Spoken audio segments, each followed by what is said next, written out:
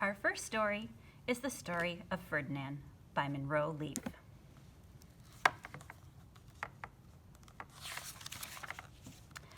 Once upon a time in Spain, there was a little bull, and his name was Ferdinand.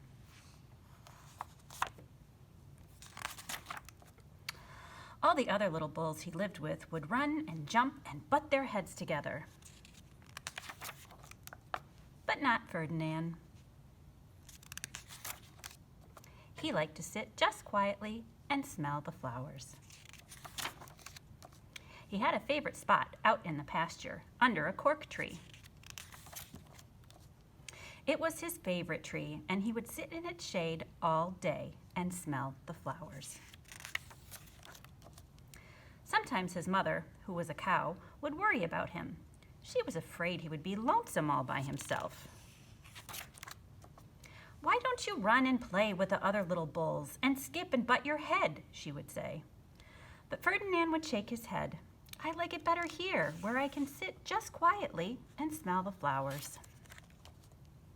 His mother saw that he was not lonesome, and because she was an understanding mother, even though she was a cow, she let him just sit there and be happy. As the years went by, Ferdinand grew and grew until he was very big and strong. All the other bulls who had grown up with him in the same pasture would fight each other all day. They would butt each other and stick each other with their horns.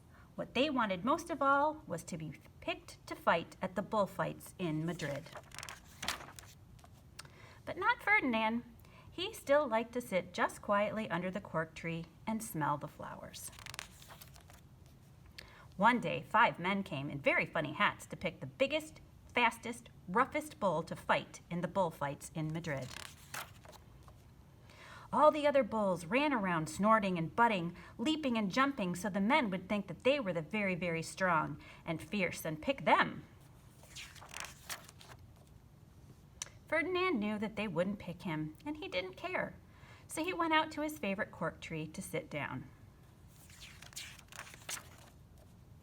He didn't look where he was sitting, and instead of sitting on the nice cool grass in the shade, he sat on a bumblebee. Well, if you were a bumblebee and a bull sat on you, what would you do? You would sting him, and that is just what the bee did to Ferdinand. Wow, did it hurt! Ferdinand jumped up with a snort. He ran around puffing and snorting, butting and pawing the ground as if he were crazy. The 5 men saw him, and they all shouted with joy. Here was the largest and fiercest bull of all, just the one for the bullfights in Madrid.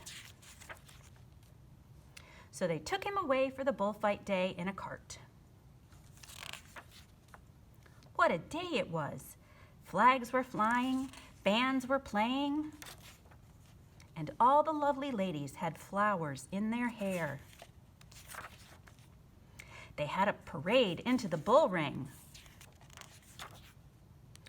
First came the banderilleros with long, sharp pins with ribbons on them to stick in the bull and make him mad.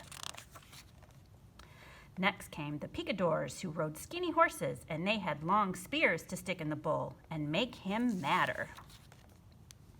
Then came the matador, the proudest of all. He thought he was very handsome and bowed to the ladies. He had a red cape and a sword, and he was supposed to stick the bull last of all. Then came the bull, and you know who that was, don't you? Ferdinand.